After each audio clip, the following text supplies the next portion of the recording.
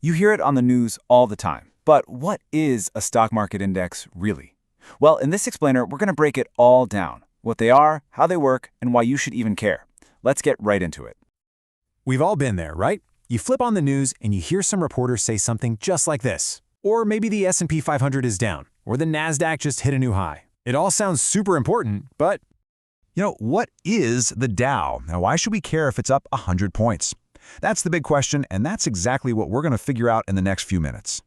So to really get what that headline means, we first have to understand the problem that indices were created to solve. And it all boils down to one simple idea: seeing the big picture. Think about it. If you only look at the stock price for, let's say, a single car company, you'll know how that one company is doing. But you'd have zero idea about the tech industry or healthcare or the economy as a whole. You'd basically have blinders on. And this slide, it just hits the nail on the head. A single stock is like one tree. But to really understand the health of the entire forest, the overall market, you need a much, much wider view. And that's exactly where an index comes in. Okay, so if a single stock is a tree, then you can think of a stock index as a powerful, wide-angle lens. Its whole job is to pull back and show you the entire landscape. So, what is it exactly? Well, put simply, an index isn't just one stock. It's a tool that measures a whole basket of stocks all at once. And by tracking that whole collection, it gives us a really useful snapshot of how a part of the market, or the market as a whole, is performing. So the crucial point here is that an index gives us that more complete picture we were looking for. It helps us see the forest, not just the individual trees. Now let's get into the most famous ones. Okay, let's start with the OG, the one you hear about the most, the Dow Jones Industrial Average, or as everyone calls it, the Dow. This one's the oldest. It was first published way back in 1896. A financial reporter named Charles Dow just started by averaging the price of 12 big companies. Today, it's made up of 30 huge, influential U.S. companies that are handpicked by experts to represent all sorts of industries. That is a key question. I mean, if one of those 30 companies has an amazing day, does it affect the average the same as any other company?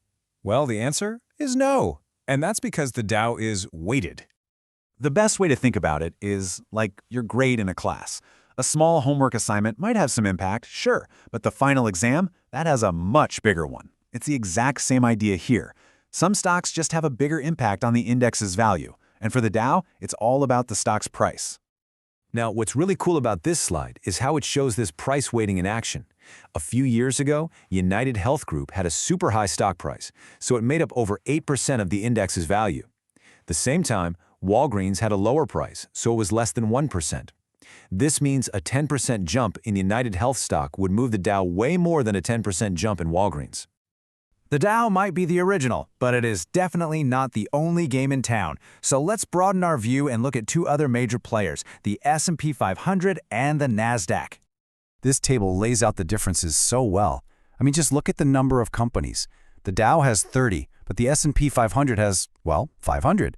And the Nasdaq has around 3,000. They also use a different weighting method. Instead of price, they use something called market cap, and they each have a very different focus. So, what on earth is market cap?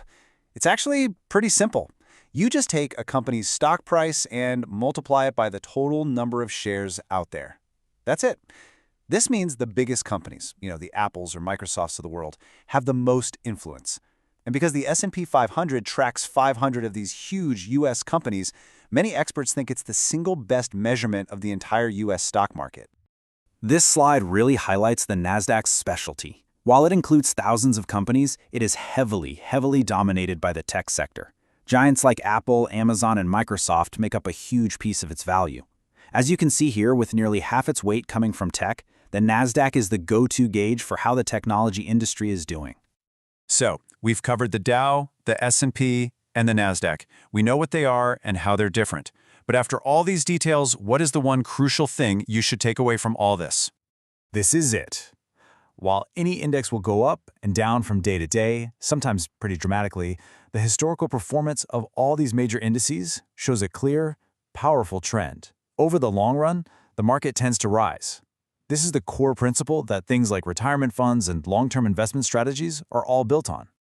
And that brings us right back to our very first slide. The Dow is up 100 points. It tells you what happened on one day in one part of the market. But the real story of indices isn't about one day's news. It's about seeing the long-term direction of the entire forest. And that's something to think about the next time you hear that headline.